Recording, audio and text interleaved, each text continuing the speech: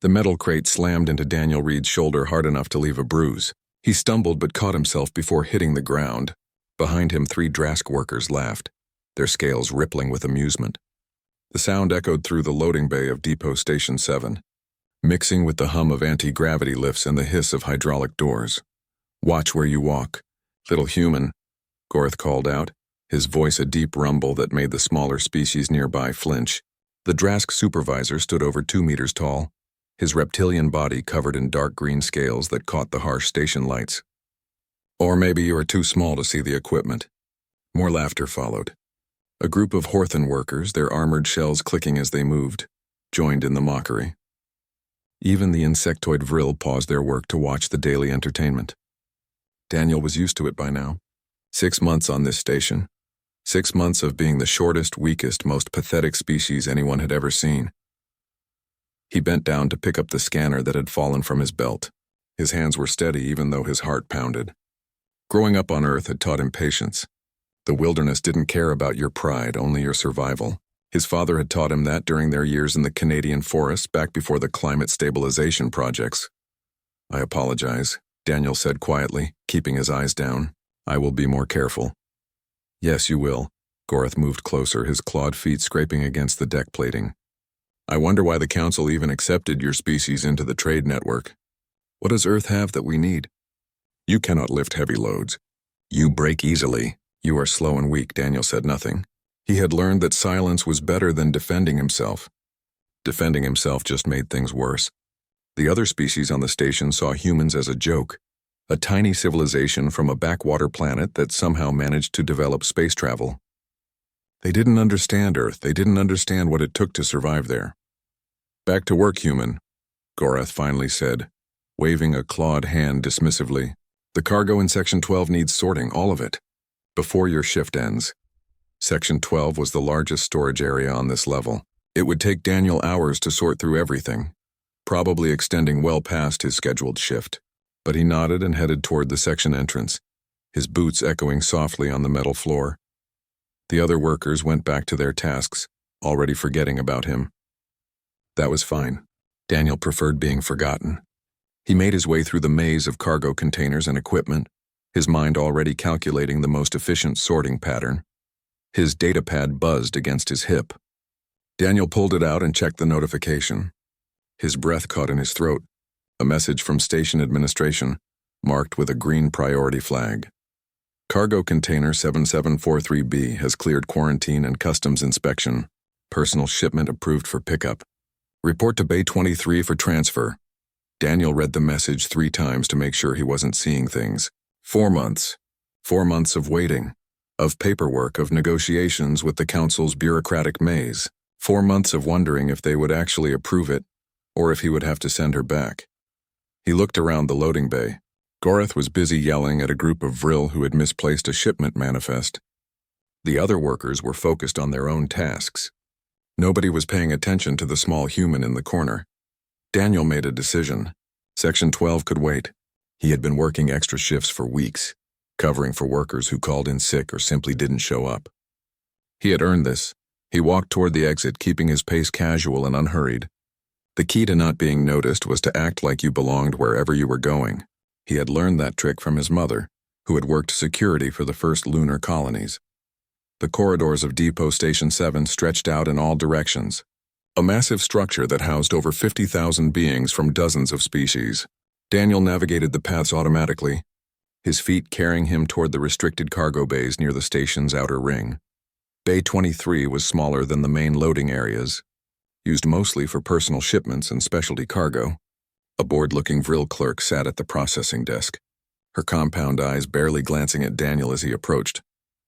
"Name and container number," she said in the flat tone of someone who had repeated the same phrase 10,000 times. "Daniel Reed. Container 7743B. The clerk's antennae twitched as she pulled up the information. This container has multiple warning flags. Biological cargo. Environmental controls required. Quarantine clearance needed." She looked up at Daniel with what might have been curiosity. "What exactly did you ship from Earth?" "A companion animal," Daniel said carefully. "The paperwork should all be in order. The clerk studied her screen for a long moment.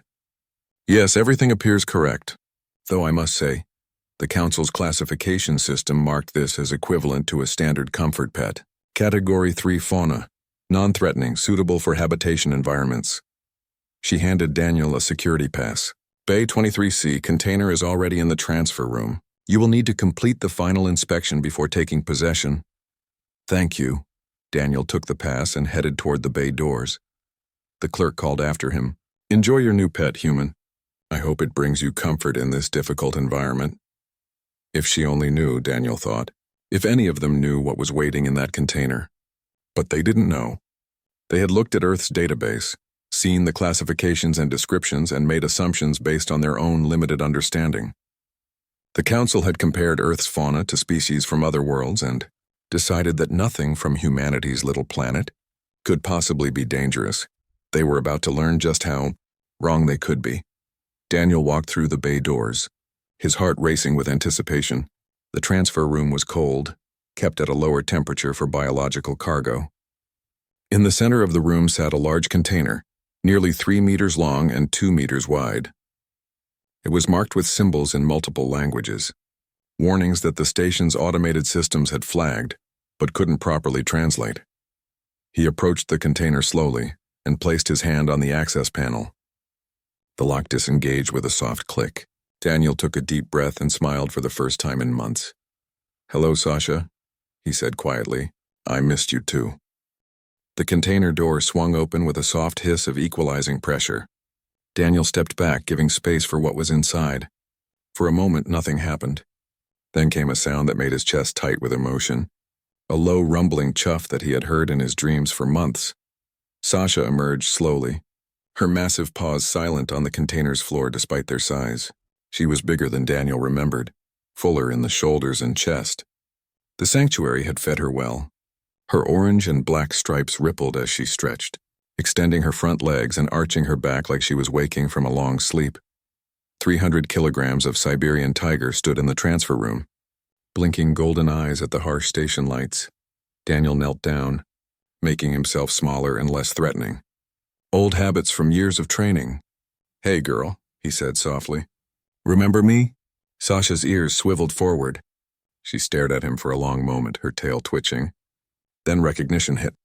The tiger bounded forward with surprising speed, nearly knocking Daniel flat as she pressed her enormous head against his chest. The rumbling purr that vibrated through her body was loud enough to feel in his bones.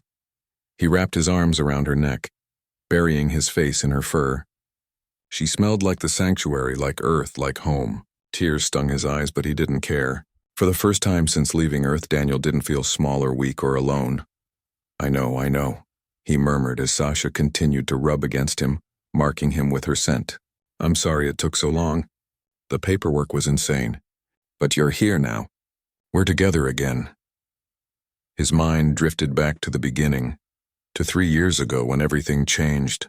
He had been working as a wildlife rescue coordinator in the Pacific Northwest, part of the Global Rewilding Initiative. That was when they found the trafficking ring operating out of an abandoned research station. Rare animals, stolen and sold to private collectors across the system. Most were already dead by the time the authorities arrived. But not Sasha. She had been 3 months old, sick and starving in a cage too small for her to even turn around. Daniel had stayed with her through the night, feeding her formula from a bottle, keeping her warm. When morning came and they tried to take her to a rehabilitation center, she had cried until they brought Daniel back. That was how it started. He became her handler, her protector, her family. The rehabilitation center became a sanctuary, and Daniel spent every day working with Sasha, teaching her to be a tiger again. She grew strong and healthy, powerful and graceful, but the bond never broke. Then came the opportunity. Earth's expansion into the galactic community needed workers, people willing to leave home and work on distant stations. The pay was good. The experience was valuable. And Daniel had no family left on Earth, no ties except for a tiger who would outlive him by decades if he left her in the sanctuary. So he applied for special permission. Emotional support animal, he wrote in the application, necessary for psychological health in deep space. He provided documentation from psychiatrists, veterinarians, and behaviorists. He filed forms in triplicate, answered questions from bureaucrats who had never seen Earth, and waited.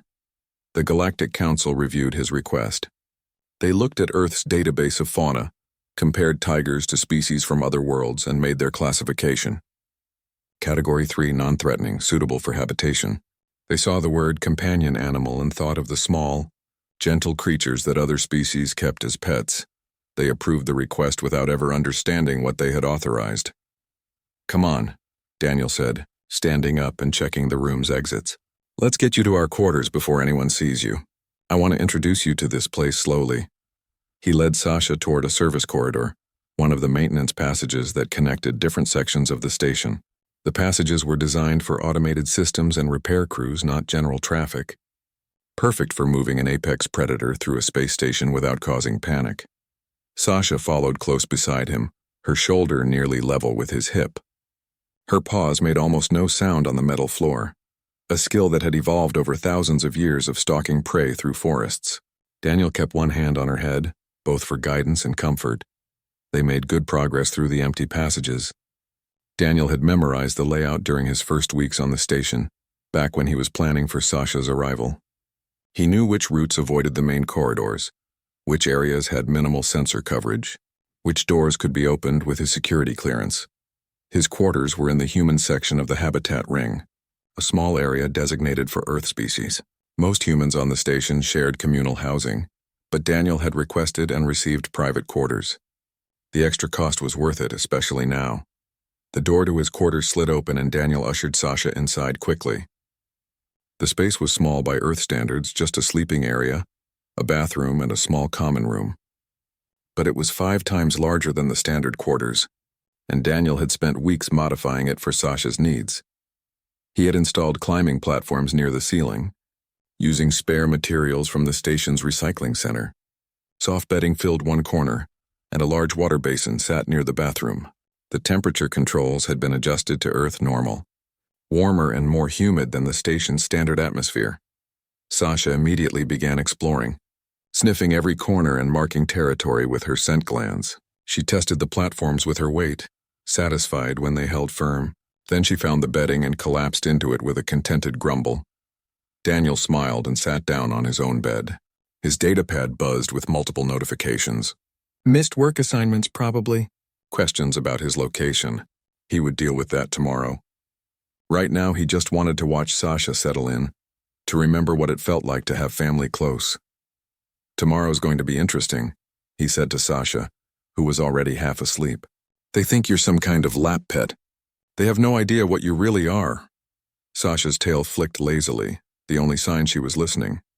Daniel lay back on his bed, staring at the ceiling. He had spent 6 months being invisible, being mocked, being treated like he didn't matter. That was about to change. Not because he wanted revenge or respect, but because the galaxy was about to learn something important about Earth and the species that came from it. Humans didn't just survive alongside apex predators. They befriended them. They earned their loyalty and trust. They formed bonds that crossed species lines, that turned the world's most dangerous creatures into companions and protectors. The other species on this station thought they understood strength. They measured it in size and armor and natural weapons, but they had never seen what real strength looked like. The kind of strength that came from standing next to a tiger and knowing it would die to protect you. Tomorrow, they would start learning. Daniel closed his eyes and let sleep take him, comforted by the sound of Sasha's breathing nearby. For the first time since leaving Earth, he slept well.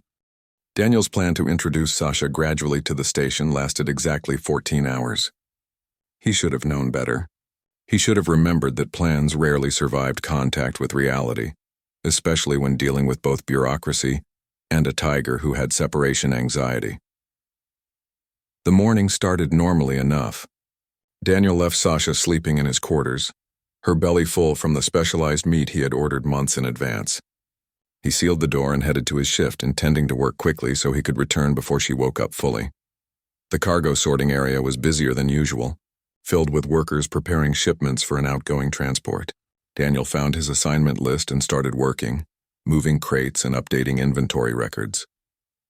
For once, nobody bothered him. Gorath was occupied with the transport crew, and the other workers were too busy to care about the small human in the corner. 2 hours passed without incident. Daniel allowed himself to relax slightly, thinking maybe today would be different. Maybe he could finish his work, return to his quarters, and continue planning Sasha's introduction to station life. Then his datapad chirped with an alert.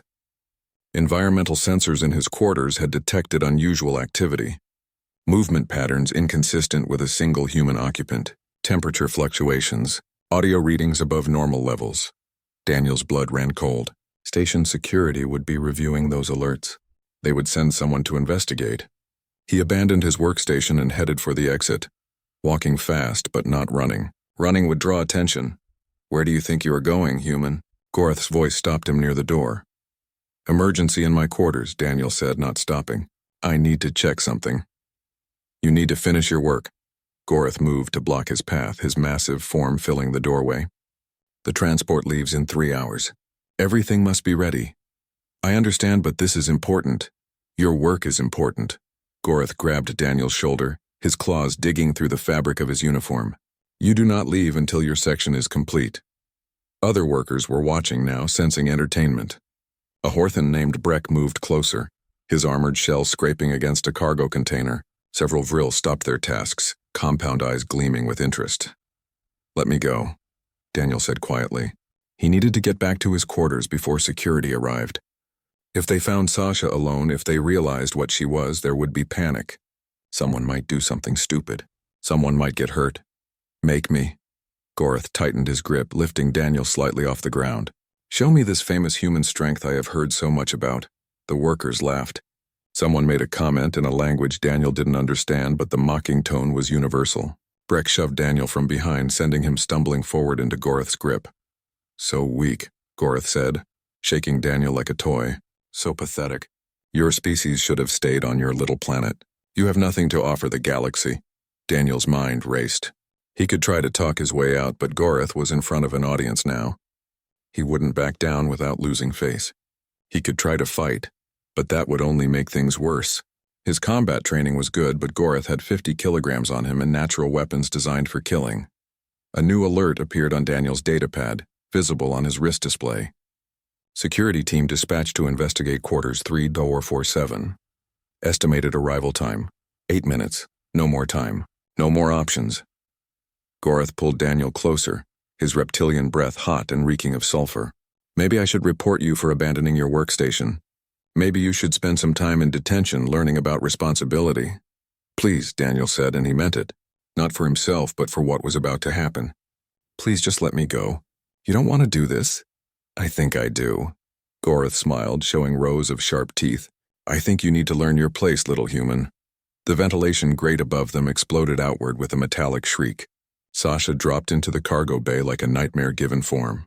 300 kilograms of muscle and fury landing on a stack of crates with barely a sound. Her lips pulled back from her teeth in a snarl that showed fangs designed to crush bone. The laughter died instantly. Every being in the cargo bay froze. Prey instincts buried deep in evolutionary history screamed warnings. This was a predator. This was death given flesh and fur. Every line of Sasha's body, from her lowered head to her twitching tail, promised violence. Gorth's claws released Daniel automatically, his brain overriding conscious thought. His scales rippled with color changes that Daniel had learned indicated fear. Behind them, Breck made a high-pitched noise that might have been a whimper. Sasha's golden eyes locked onto Gorth. Her ears flattened against her skull. The growl that rumbled from her chest was so deep it vibrated through the deck plating, felt as much as heard. It was a sound that predated civilization, that spoke to something ancient and terrified in the minds of every species present. "Nobody move," Daniel said quietly. He stepped away from Gorth slowly, keeping his movements calm and deliberate. "Sasha, here." The tiger's attention shifted to Daniel. Her ears came forward slightly, though she didn't stop growling. "It's okay, girl." Daniel moved toward her, placing himself between Sasha and the other workers. "I'm fine. You did good, but I'm fine now." Sasha took a step forward, her paw the size of a dinner plate. The claws, normally retracted, extended slightly and clicked against the deck. She was still focused on Gorth, still reading him as a threat.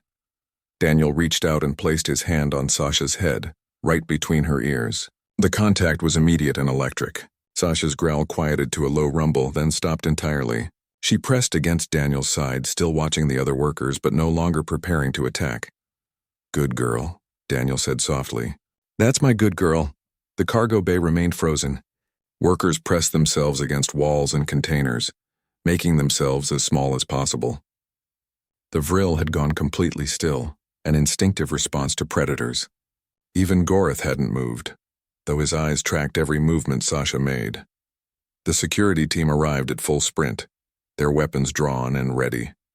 They burst through the cargo bay doors expecting a containment breach, expecting danger, expecting anything except what they found. A human standing calmly next to an enormous predator, his hand resting on its head like it was the most natural thing in the world. Kitex, the vril security officer, approached slowly. His weapon remained pointed at Sasha, though his hands trembled slightly. "Daniel Reed," he said, his translator giving his words a mechanical quality. "Explain this immediately." "This is Sasha," Daniel said. "My emotional support animal. She is registered with Station Administration, container number 7743B. All paperwork was approved by the Council." "That is not a support animal," Kitex said. "That is a predator. She's both." Daniel pulled out his datapad and displayed the registration documents. According to the Council's classification system, she is Category 3 fauna, non-threatening, suitable for habitation environments. You can verify this with administration. Kitex's antennae twitched rapidly, a sign of confusion. He spoke into his communication device, requesting verification. A long moment passed while everyone waited, barely breathing. The response came back. "Records confirm. Creature is registered and approved. Classification Category 3. No violations of station regulations." "But look at it." Kitex gestured at Sasha with his weapon. "That classification cannot be correct." "The classification is what it is," Daniel said. "The Council reviewed Earth's database and approved Sasha's presence. If there was an error in classification, that's not my problem. I followed all procedures." More security officers arrived, along with several station administrators. They formed a loose circle around Daniel and Sasha, keeping their distance. Someone was recording everything, probably streaming it to Station Command. Through it all, Sasha remained calm at Daniel's side. She had done her job. She had responded to Daniel's distress and eliminated the threat. Now that Daniel was safe and in control, she was content to wait and watch. Gorath finally found his voice. "It attacked us. She defended me," Daniel corrected. "After you physically assaulted me in front of witnesses." Sasha responded to a legitimate threat against her bonded human. That's what she's trained to do. The security team reviewed footage from the cargo bay cameras. The recording showed everything clearly. Gorath grabbing Daniel, lifting him, threatening him. It showed Daniel trying to de-escalate and leave peacefully. It showed Breck's shove and the mocking laughter of the crowd. And it showed Sasha's arrival, her immediate assessment of the threat, and her restraint when Daniel called her off. "No charges will be filed," an administrator declared after reviewing the footage. The human acted within regulations. The creature's response was proportional to the threat presented. "That thing should not be on this station," Gorath said, but his voice lacked its usual confidence. "That thing has more legal right to be here than you do right now," the administrator replied coldly. "You assaulted a fellow worker. We will be discussing your future employment." Daniel felt a surge of satisfaction but kept his face neutral. This wasn't about revenge. This was about survival, about making sure he and Sasha could exist safely on this station. "I will take Sasha back to my quarters," he said. "I apologize for the disruption." "See that it does not happen again," Kitex said, though his tone suggested he knew that was a meaningless request. Daniel led Sasha toward the exit. The crowd parted before them like water, workers pressing themselves flat against any surface to maximize distance. Eyes followed their progress, no longer mocking or dismissive.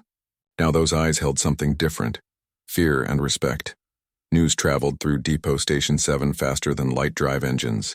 By the time Daniel got Sasha back to his quarters, every being on the station had heard about the incident in the cargo bay. The story grew with each retelling. The tiger became larger, more vicious, more impossible. The human became braver, more mysterious, more dangerous by association. Daniel spent the rest of that day in his quarters, letting Sasha calm down and giving the station time to process what had happened. His datapad flooded with messages. Some were official inquiries from station administration. Others were from coworkers he barely knew, asking questions about Sasha, about Earth, about how a human could control such a creature. He answered the official messages first, providing documentation and behavioral records. Sasha had never harmed anyone in her life except for today's threat display, and even then she had shown remarkable restraint. The sanctuary's record showed years of safe interaction with humans, including children. Daniel included video footage of Sasha playing, sleeping, accepting medical care. All the proof needed to show she was under complete control. The unofficial messages were harder to answer. How did you explain Earth to beings who had never experienced a planet where nearly everything wanted to kill you? How did you make them understand that humans didn't just survive their world, they thrived in it? 3 days passed. Daniel returned to work on modified duty, assigned to tasks that allowed him to bring Sasha along. Nobody complained. In fact, workers went out of their way to avoid any area where Daniel and Sasha were present. The wide buffer zone that formed around them wherever they went was both amusing and sad. On the 4th day, something unexpected happened.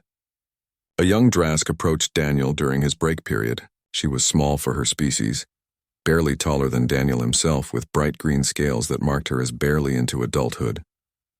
"Excuse me," she said, her voice hesitant. "Are you Daniel Reed?" "I am." Daniel set down his meal and gestured to the empty seats at his table. Nobody else ever sat near him anymore. "Would you like to sit?" The young Drask glanced at Sasha, who was lying beside Daniel's chair, half asleep. Fear flickered across her face, but she sat down anyway, choosing a seat that put Daniel between her and the tiger.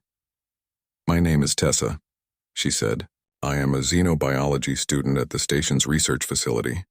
I have been studying Earth since the incident in the cargo bay." "Studying Earth?" "Yes." Tessa pulled out a datapad and showed him screens filled with information. Pictures of forests and oceans, data charts about Earth's ecosystem, videos of various animals. "I do not understand. Your planet has so many predators. Large predators, small predators, predators in the water and sky and land. How does your species survive?" Daniel smiled. It was the first genuine question anyone had asked him since he arrived at the station. "We survive because we learned to adapt. We used our intelligence to overcome our physical limitations. But this one," Tessa gestured carefully at Sasha, "you do not just overcome it. You live with it. You bond with it. How?" "That's a long story," Daniel said. "Do you have time?" Tessa nodded eagerly, her scales shifting to a lighter shade that Daniel had learned indicated excitement or interest. "Earth's apex predators are powerful," Daniel began, "but they're also intelligent and social. Humans learned thousands of years ago that we didn't have to fight everything. Some animals could be companions, partners, friends. We domesticated wolves and they became dogs. We earned the trust of horses and they carried us across continents. We even learned to work alongside predators that could never be fully tamed, like tigers." "But why?" Tessa asked. "Why take the risk?" "Because the reward was worth it." Daniel reached down and stroked Sasha's head. The tiger's ear flicked, but she didn't wake. "Sasha isn't just protection or companionship. She's family. She trusts me completely and I trust her. That bond is something worth having, even if it comes with risk." Tessa was quiet for a moment, processing this information. "On my world, we eliminate threats. If a predator becomes dangerous, we remove it. The idea of keeping one close, of forming emotional attachment, it is difficult to understand." "I know," Daniel said. "Most species think that way. But humans see it differently. We protect what we love, even if what we love is dangerous. Especially if it's dangerous. Can I?" Tessa hesitated. "Can I observe her? For my research? I would like to understand better." Daniel considered the request. Having someone genuinely interested in learning about Earth, about Sasha, might help change perceptions on the station. "Yes, but you need to understand the rules. Sasha is not a threat unless someone threatens me. She's calm and gentle with people who respect her space, but she's still a wild animal at her core. You have to be careful." "I understand," Tessa said. "I will be very careful." That afternoon, Daniel brought Tessa to his quarters during Sasha's feeding time. The young Drask watched with wide eyes as Daniel prepared the meat, chatting with Sasha the entire time like she could understand every word. And maybe she could in her own way. She had always been responsive to his tone and body language. "She eats 5 kilograms of meat per day," Daniel explained. "The station provides it through special requisition." It costs more than my monthly salary, but it's necessary. Sasha ate with delicate precision, using her teeth to tear the meat into manageable pieces. She could have devoured the entire meal in minutes, but she ate slowly, pausing occasionally to look at Daniel and Tessa. "She is beautiful," Tessa whispered. "Terrifying, but beautiful." "That's a good description of Earth in general," Daniel said. "Beautiful and terrifying." Over the following weeks, Tessa became a regular visitor. She brought questions and recording equipment, documenting everything about Sasha and Earth's ecosystem. Other researchers heard about her work and asked to join. Soon Daniel found himself giving informal lectures about Earth to small groups of xenobiologists, ecologists, and curious station residents. He told them about bears that could stand 3 meters tall and weighed half a ton. He described crocodiles that had survived unchanged for millions of years, perfect killing machines. He explained how hippos killed more humans than any other large animal, how elephants could be both gentle and deadly, how sharks patrolled the oceans as living fossils. The researchers listened with expressions ranging from horror to fascination. They had studied hundreds of worlds, but Earth was unique. No other planet had produced such a diverse and dangerous ecosystem, or sentient species that chose to live alongside the danger instead of eliminating it. "You protect these creatures?" one researcher asked during a session. "Even though they kill humans?" "Especially because they're dangerous," Daniel said. "We almost lost them once, back before we understood how important they were. Now we know better. Every species has a role in the ecosystem. Predators keep prey populations healthy. They maintain balance. Without them, everything collapses. And you keep them as companions?" "Some of them, yes. Not all predators can be domesticated or socialized, but species like tigers, if raised from cubs with proper training and care, can form bonds with humans. It takes years of work, constant attention, and complete trust on both sides. But it's possible." Word of these sessions spread through the station. Workers who had mocked Daniel now watched him with new eyes. The small human who they thought was weak had grown up on a planet that would kill most of them within hours. He had survived an environment so hostile that it was classified as a death world by galactic standards, yet he spoke about it with fondness and pride. The shift in perception was gradual, but undeniable. People stopped laughing when Daniel walked past. They nodded respectfully, gave him space, asked polite questions instead of making cruel jokes. The change wasn't universal. Gorath and his close friends still radiated hostility. But it was significant. One morning, Daniel received a message from Commander Vorik, the station's head administrator. The Horthen woman wanted to meet with him personally. Daniel felt a spike of anxiety. Official meetings with command staff rarely meant good news. He arrived at the commander's office with Sasha at his side. He had learned that bringing the tiger to important meetings made people more honest and less likely to play political games. Commander Vorik's office was spacious and well-appointed, filled with decorations from dozens of worlds. The commander herself was a large Horthen, with dark gray armor plating and intelligent eyes that missed nothing. "Daniel Reed." She gestured to a reinforced chair designed for heavy species. "Please sit. Your companion may remain with you." Daniel sat carefully, keeping Sasha close. The tiger sensed his tension and pressed against his leg reassuringly. "I will be direct," Vorik said. "When the council approved your animal's presence on this station, they made an error. A significant error. The classification system did not account for apex predators from death worlds. Your creature should have been denied entry based on safety concerns." Daniel's heart sank. "Are you revoking her approval?" "No," Vorik said, surprising him. "I am acknowledging that the error exists, but I am not correcting it." "Do you know why?" "No, Commander." "Because your creature's presence has had an unexpected benefit." Vorik pulled up statistics on her display. "Workplace incidents have decreased by 40% since the cargo bay confrontation. Violence is down. Harassment complaints have dropped significantly. Workers are more focused and professional. They have remembered how to be civilized because they are now aware that consequences exist."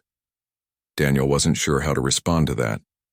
"The truth is, Reed, this station needed something to shake it up. We had become complacent, allowing bullying and intimidation to become normal. Your Sasha reminded everyone that actions have consequences, that there are things in this universe more dangerous than workplace politics."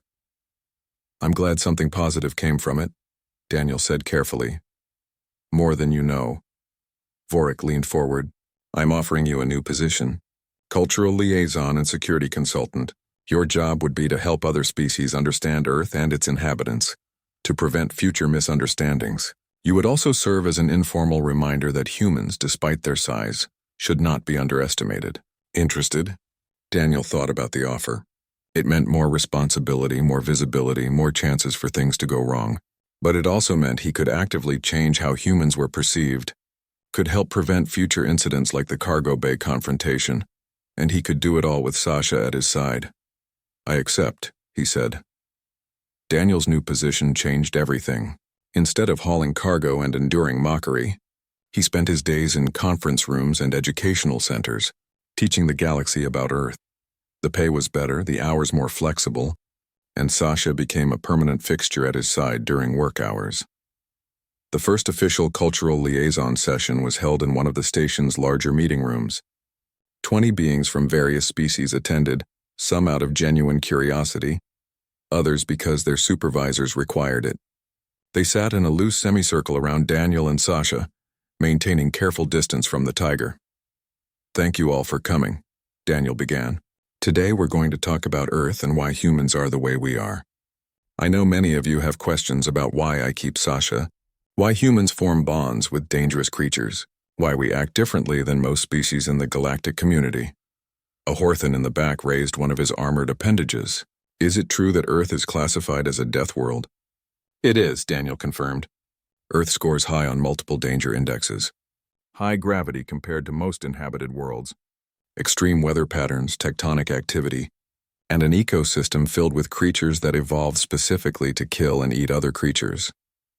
Then how did your species develop intelligence? A Vril researcher asked. Most death worlds do not produce sentient life. That's a good question. Daniel pulled up a holographic display showing Earth's history. Humans evolved as persistence hunters. We're not the fastest or strongest, but we can outlast almost anything. Our ancestors would track prey for days, running them to exhaustion. We developed intelligence to make tools, to cooperate in groups, to adapt to changing environments. He changed the display to show various animals. But we weren't alone on Earth. We shared the planet with massive predators. Cave bears, saber-toothed cats, dire wolves, giant crocodiles. These creatures could kill a human easily. So we learned to be smart instead of strong. Tessa, who attended every session, spoke up. And you learned to domesticate some of these predators? Exactly, Daniel smiled. About 30,000 years ago, humans began forming partnerships with wolves. The wolves helped us hunt, warned us of danger, protected our settlements. In return, we fed them, sheltered them, and cared for them.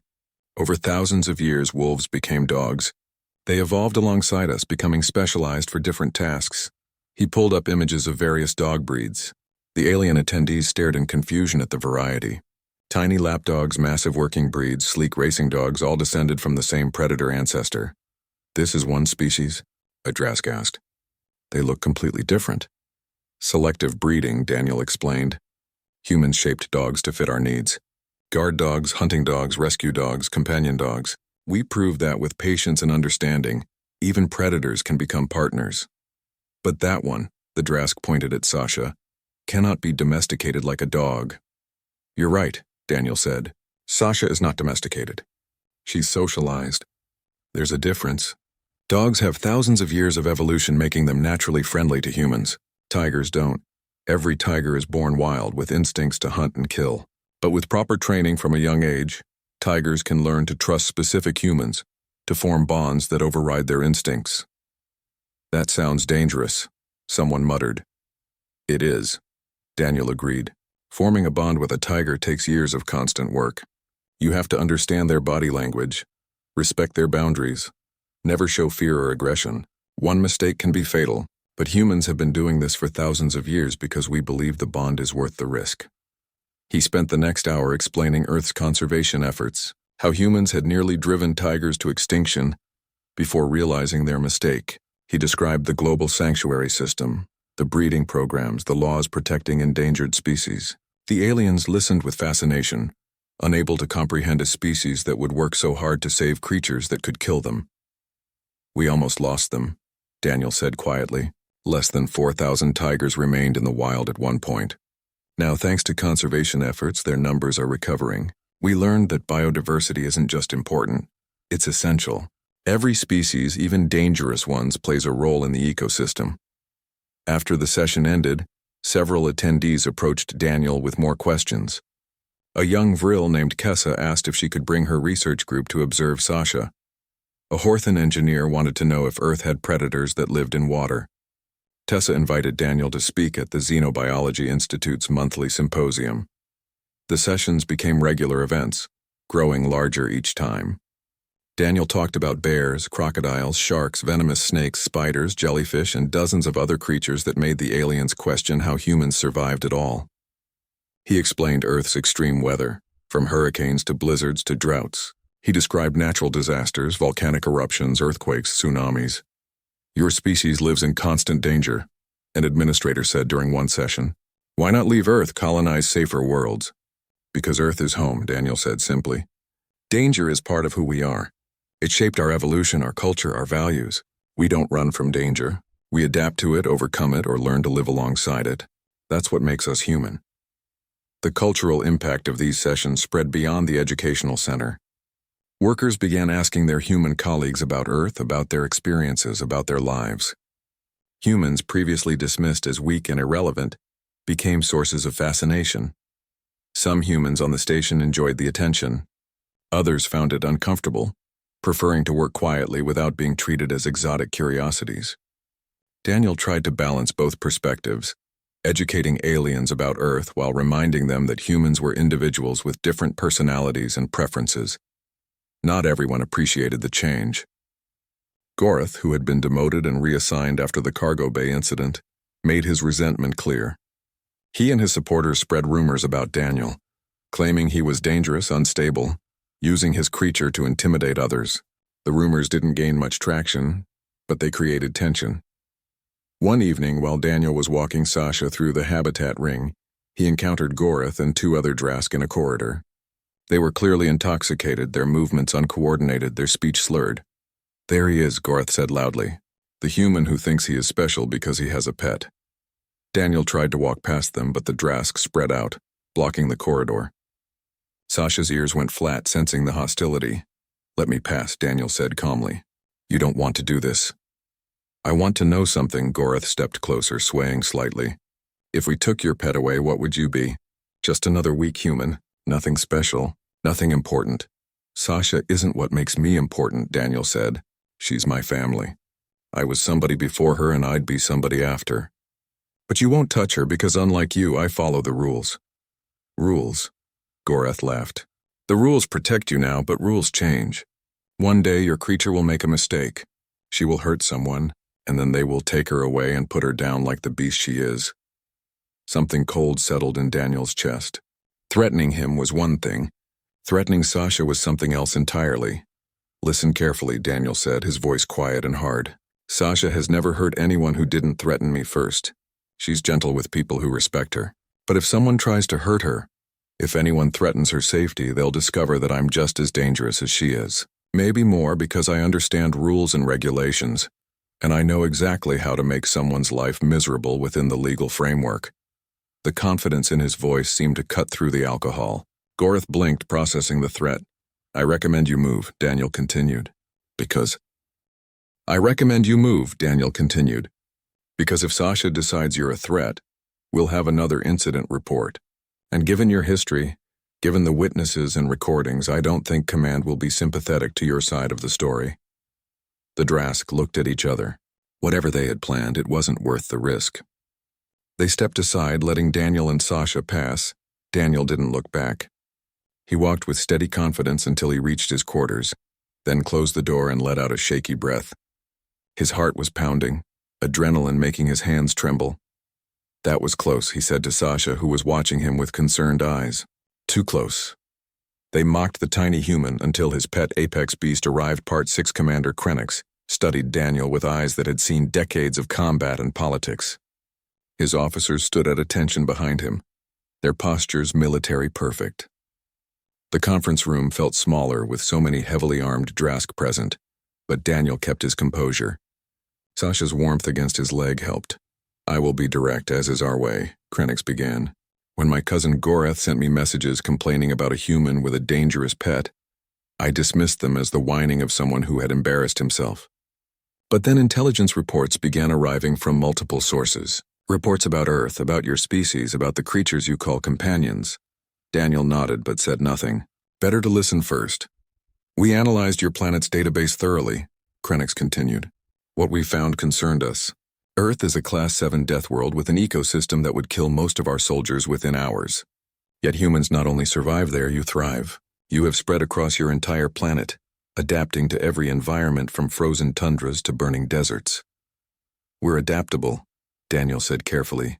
It's our primary survival trait. More than that, Krennic pulled up a holographic display showing Earth's predators. You form bonds with apex predators. You domesticate creatures designed for killing. You protect species that actively hunt you. This suggests a psychological profile we find deeply disturbing. Disturbing how? It suggests that humans have no appropriate fear response, one of Krennic's officers said. That you view danger as a challenge rather than a threat to be avoided. That you form emotional attachments to things that should trigger survival instincts. Daniel felt a smile tugging at his lips. You're afraid of us, Krennic didn't deny it. We have been the dominant military power in this sector for 3 generations. We pride ourselves on our combat prowess, our strategic thinking, our warrior culture. Then we learn about a species that grew up wrestling with creatures that could tear through our battle armor. Yes, we are concerned. You don't need to be, Daniel said. Humans aren't looking for conflict. We joined the galactic community because we wanted to trade, learn, and cooperate with other species. We're not conquerors. Perhaps not, Krennic agreed. But you are survivors. And survivors can be more dangerous than conquerors because they fight differently. They adapt, endure, and overcome through methods others don't expect. He gestured to Sasha, who was watching the Drask with calm interest. This creature, for example. Our analysts calculated that a fully grown specimen could eliminate a Drask combat team before they could react effectively. Its speed, strength, and killing efficiency are remarkable. Yet you control it with a touch and a word. That level of dominance over a superior predator suggests capabilities we did not anticipate. It's not dominance, Daniel corrected gently. It's trust.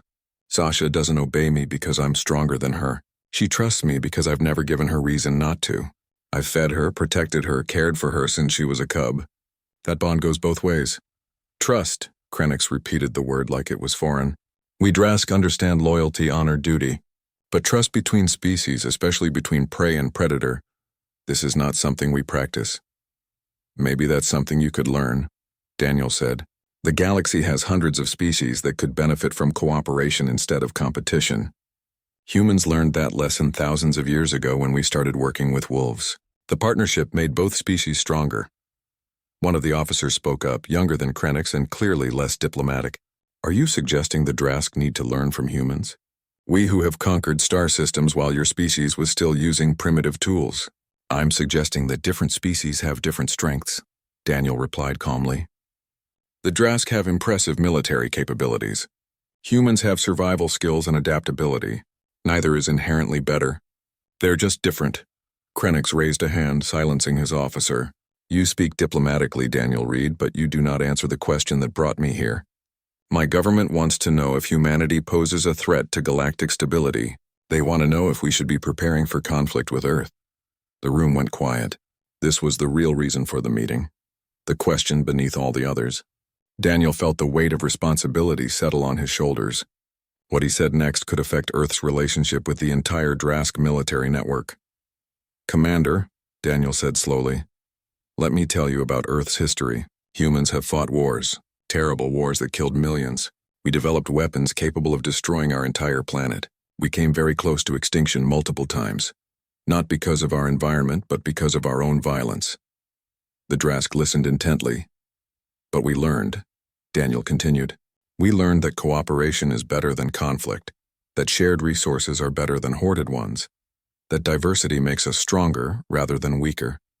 It took thousands of years and countless mistakes, but we learned. He gestured to Sasha again. We almost drove tigers to extinction because we saw them as threats to be eliminated. Now we protect them, preserve them, even form bonds with them.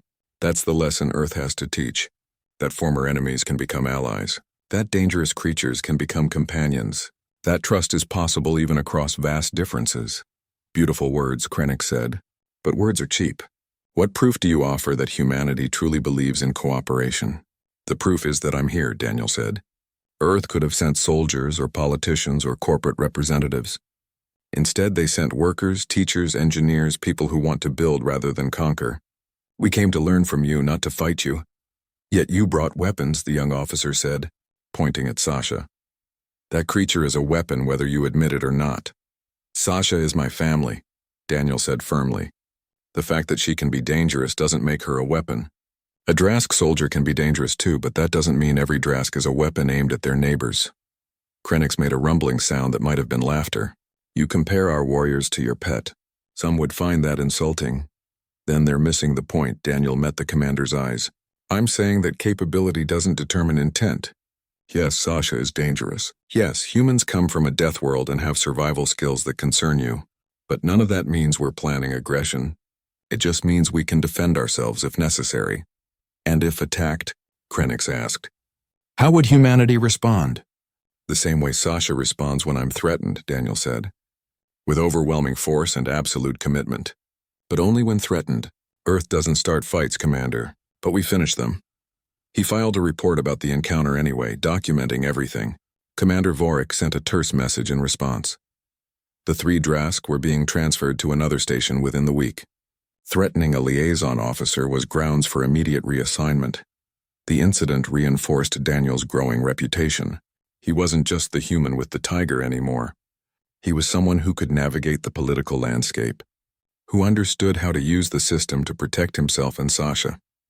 The combination of intelligence, adaptability, and quiet confidence made him someone to be respected rather than mocked. 2 months into his new position, Daniel received an unexpected message. A Drask warship had arrived at the station, carrying a diplomatic delegation. The delegation's leader wanted to meet with him personally to discuss Earth and its place in the galactic community. The meeting was scheduled for the following morning. Daniel spent the evening preparing, reviewing information about Drask military culture and diplomatic protocols. Sasha seemed to sense his nervousness and stayed close, providing comfort through her presence. When morning came, Daniel dressed in his formal liaison uniform and brought Sasha to the diplomatic conference room. The Drask delegation was already there, 5 officers in military armor that looked both ceremonial and functional. The leader was a tall Drask with dark red scales marked with silver patterns indicating high rank. His name was Krennic, and according to his file, he was a fleet commander with significant political influence. Daniel Reed, Krennic said, his voice deep and authoritative. Thank you for meeting with us. I have been very interested in speaking with you since reports of your arrival reached our military intelligence networks. I'm honored. Commander, Daniel said, wondering where this was going. Please, sit. Krennic gestured to the chairs. Let us discuss Earth, humanity, and what your species means for the future of this galaxy. Daniel sat down, Sasha settling beside his chair. Whatever happened next, he knew it would change everything. The silence that followed was heavy with implication. Daniel had just drawn a clear line. Humans would cooperate, would trade and learn and build relationships, but if pushed, if threatened, they would fight with everything they had. I see, Krennic finally said. Thank you for your honesty, Daniel Reed. This is the information my government needed. Are we going to have problems? Daniel asked directly. Is Earth's membership in the galactic community at risk? No, Krennic said. In fact, quite the opposite. The Drask Military Council has decided to propose a formal alliance with Earth, a mutual defense pact and cultural exchange program. We believe that having humans as allies is preferable to having them as potential adversaries. Daniel blinked in surprise. He had expected many possible outcomes from this meeting, but not this. An alliance? Your species has qualities we respect, Krennic explained. Courage, adaptability, loyalty to your companions. These are warrior virtues that align with Drask culture. Additionally, your unique perspective on cooperation and trust could benefit our diplomatic efforts with other species.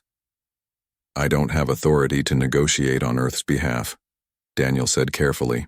I'm just a liaison officer. We understand, Krennic said. The formal proposal will be sent through proper diplomatic channels. I am merely informing you first as courtesy. Your presence here, your work educating others about Earth, It has created positive impressions that reach far beyond this station. The meeting continued for another hour, discussing details and procedures. By the end, Daniel's head was spinning with the implications. What started as him defending himself in a cargo bay had somehow led to potential military alliances and diplomatic breakthroughs. After the Drask delegation departed, Daniel sat alone in the conference room with Sasha. He scratched behind her ears, processing everything that had happened. "We really changed things, didn't we?" he said to the tiger. "6 months ago, I was just a cargo handler getting pushed around. Now I'm apparently important enough for fleet commanders to seek my opinion." Sasha made a contented rumbling sound. Leaning into his touch, Daniel pulled out his datapad and began composing a message to Earth's diplomatic corps. They needed to know about the proposed alliance, about the shifting perceptions of humanity, about the opportunities and challenges ahead. But first, he added a personal recommendation. Earth should approve more emotional support animals for humans working in space. Not because they were weapons or status symbols, but because they were family. Because the galaxy needed to understand that humans brought their values with them, including the value of bonds that transcended species barriers. Over the following months, Daniel watched his recommendations become policy. More humans arrived at Depot Station 7 with companion animals. Dogs, cats, even a few specialized therapy horses modified for low gravity. Each animal came with education materials, with handlers trained in cross-species communication, with documentation proving the benefits of human-animal bonds. The station changed. Other species began requesting their own companion animals from their home worlds. The concept of interspecies friendship spread. Cultural exchange programs expanded. Barriers broke down as beings from different worlds learned that they had more in common than they thought. Daniel continued his work as cultural liaison, giving presentations and answering questions. But he also returned to simpler tasks sometimes, walking through the cargo bays where he used to work. Workers nodded respectfully as he passed, some even stopping to ask about Sasha or share stories about their own pets. Gorath had been transferred months ago, reassigned to a mining station in a remote system.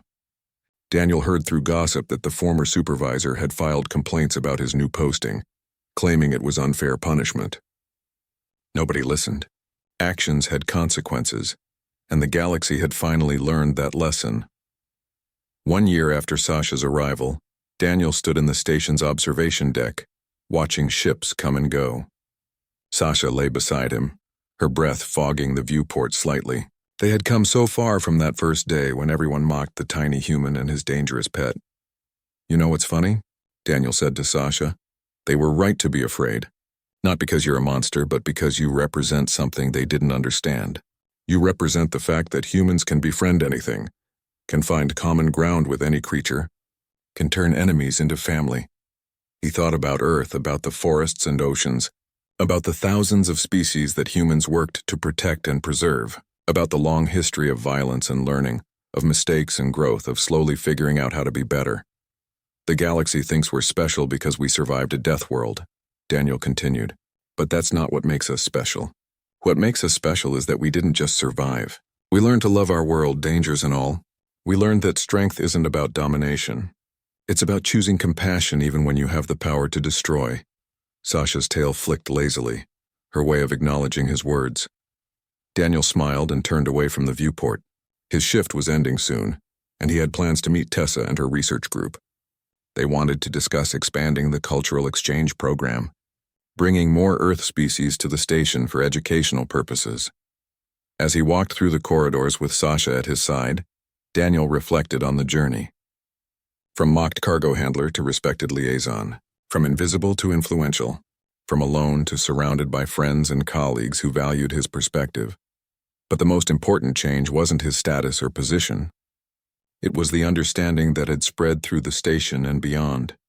The understanding that being small didn't mean being weak, that coming from a dangerous world didn't make you dangerous, that the bonds between species were possible, valuable, and worth fighting to protect. The galaxy was learning what Earth had known for thousands of years.